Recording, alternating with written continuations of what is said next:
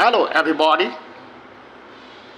আমি আটাইয়ে লক্ষ্য কৰি আহিছোঁ যে আমাৰ অতি মৰমৰ শিল্পী জুবিন গাৰ্গৰ যিটো হত্যাৰ গোচৰ মহামান্য আদালতত চলি আছে।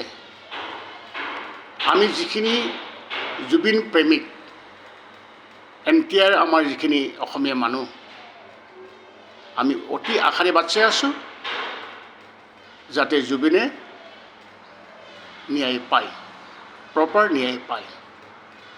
কিন্তু মহামান্য আদালতত যেহেতু শুনানি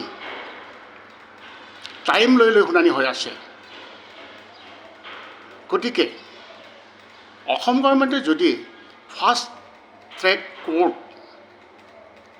ট্ৰেক আদালত যদি গঠন কৰি দিলেহেঁতেন, তেতিয়া এই কেছটো ডে টু ডে বেচিছত শুনানি ল'ব পৰা গ'লহেঁতেন আৰু জুবিন গাৰ্গৰ যিটো ন্যায় সোনকালে আমি পালোহেঁতেন। গতিকে আমি আশাৰে বাট চাই আছোঁ আমাৰ অসম চৰকাৰে কি ব্যৱস্থা লয়।